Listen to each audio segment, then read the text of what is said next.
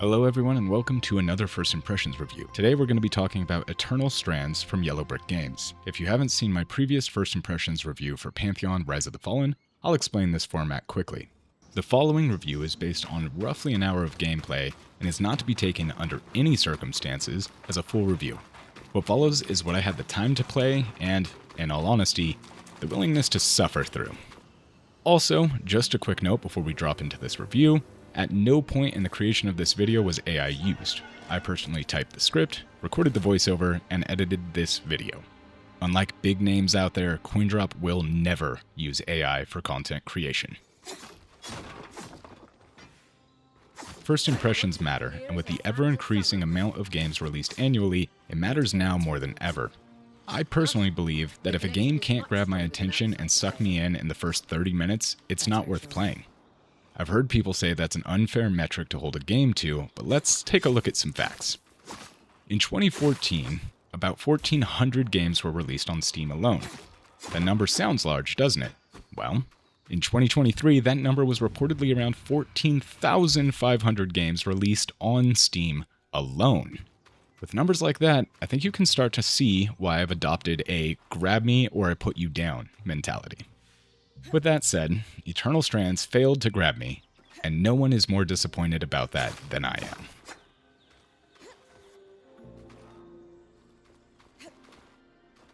I cannot express the level of disappointment I felt the second I started the game and finished the opening cutscene of Eternal Strands. I had high hopes for Yellow Brick Games' new IP since they had the creative director of Dragon Age on their team. I expected a rich world with an interesting hook, much like Dragon Age Origins and the idea of the Blight. The dwarven kingdoms were the first to fall, and from the deep roads, the darkspawn drove at us again and again, until finally we neared annihilation.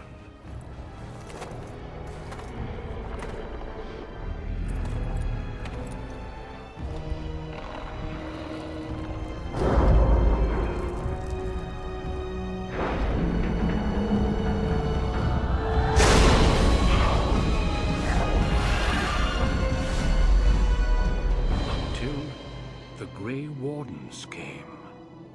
Men and women from every race, warriors and mages, barbarians and kings.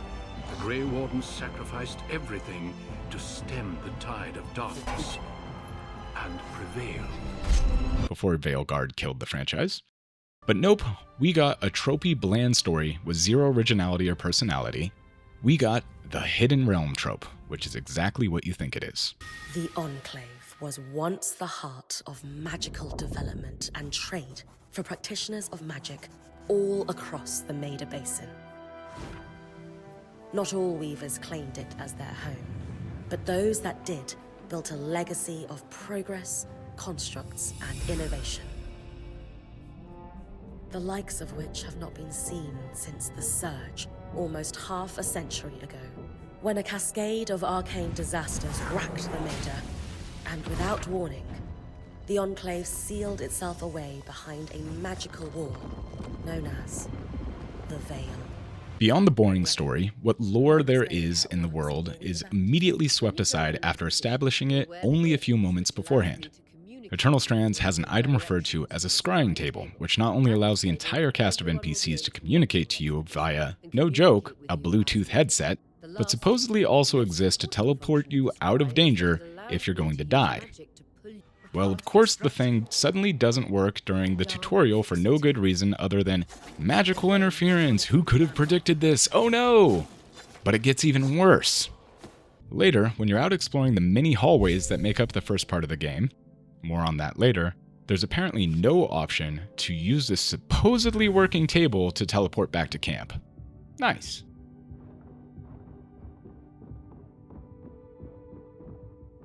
Like many games, Eternal Strands starts with a tutorial. While the quality of these tutorials are hit and miss throughout time, this is probably one of the most bland and boring tutorials I've ever played. If Eternal Strands tutorial was a room, it would have beige walls with beige carpet and beige furniture. To put it flatly, it's boring and tedious, and seems to only exist to justify telling the player the controls. There's very little substance here, and what is here is incredibly two-dimensional. Be prepared to be dragged down a long hallway and told by the NPCs how to do something after the game has already told you how to do it by displaying the button combinations on screen. We should expect enchantments to act strangely this close to the veil. See those glowing bulbs? Infernal alliums. They combust when broken. My first gripe is one I've had about many games lately. A good example is the horrible new Legend of Zelda games. Why the hell have we gone backwards from the incredibly groundbreaking free climbing style of Assassin's Creed to PS1 style, it's a wall, you can climb it? Come on guys, you built this in UE5 and I know there's middleware for better climbing than this. Sadly, this is only one gripe on a laundry list of other issues with Eternal Strands. We're just getting started here, CoinDroppers, so buckle up. Maybe I'm getting old. Maybe my ears are fucked from too many jet engine runs, loud concerts, and somehow even louder screams from my daughter over the years. Seriously, I didn't think a human being could be that loud. Regardless, the voices for the supporting cast seem way too similar to the point where, if they were talking and there wasn't a paper doll or an image on screen to show me who was talking, I honestly wouldn't be able to tell which of the incredibly uninteresting NPCs was actually talking. After about an hour of gameplay, I was pretty convinced all these characters were voiced by the same person with different inflections and tuning. It seems they were true. There's more of it in that cave. I could take a closer look. Too risky to deviate from the plan. First outing was just to reach the watchtower. This is going well. I say we check it out before finishing the expedition. So, I feel like I've been ragging on Eternal Strands pretty hard, and if you're still with me at this point, I'm gonna let you know there's not a lot of good in this game from my perspective. Eternal Strands commits a war crime against PC players with their shit mouse and keyboard controls. Building two separate control schemes for mouse and keyboard and gamepad takes about 20 minutes in Unreal Engine 5, and that's if you're a fucking rookie like me. There is no reason that I should have to hold the R key on my keyboard and move my mouse to select my secondary weapon.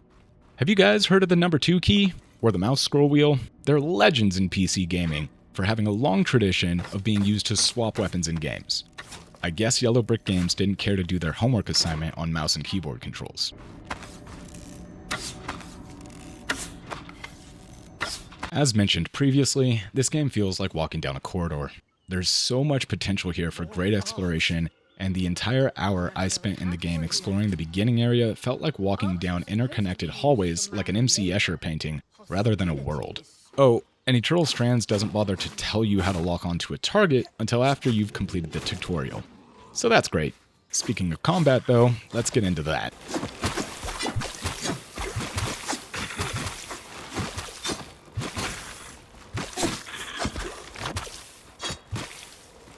Controls feel clunky. It doesn't feel fluid at all, and there's a massive disparity between the usefulness of the ice spell and your Jedi hurl a rocket that guy powers, the latter being significantly stronger and more useful. It seems like the ice power is meant to be more for navigation, like the new Legend of Zelda Tears of the Roblox Kingdom. And a fun fact, your own magical ice hurts you when you walk across it, so that's nice. Eternal Strands is made worse by the fact that I was also attempting to work my way through an ever-crashing Final Fantasy VII Rebirth, and the differences between the two are staggering. I'm not talking about quality and budget, I'm talking about actual game design and implementation of mechanics. Mira's breath. I knew this was a bad idea. In Eternal Strands, it takes at least 3 good whacks of your sword to break a box. In Final Fantasy VII, it takes 1 slash. Yeah, that doesn't sound like a big deal, but dig a little deeper with me here. The world of Final Fantasy VII is huge and begging you to explore it. So, it doesn't waste the player's time with a health pool for a fucking box. Break it, move on, get back to exploring. With Eternal Strands, it feels entirely unnecessary to make you work to break a wooden box for its contents. It slows down the gameplay, and I think it's intentional to distract you from the fact that ultimately, you're walking down a hallway, not an open world.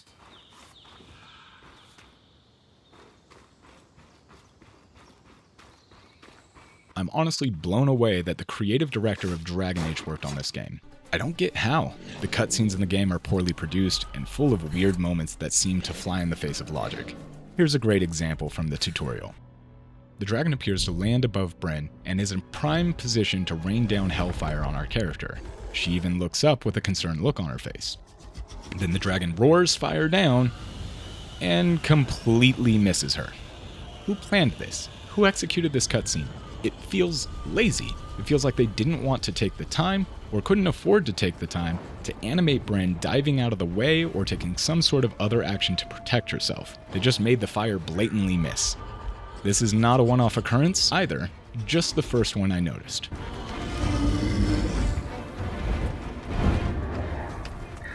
Shortly after the fight with the rutting dragon, Drake is rotting. Bryn and her party are rushing to get inside the Enclave, and one of the characters literally forgot her name, the NPCs were so forgettable at this point, falls behind into the mist that the game, up until now, has basically described as a death sentence, only to have her emerge basically fine.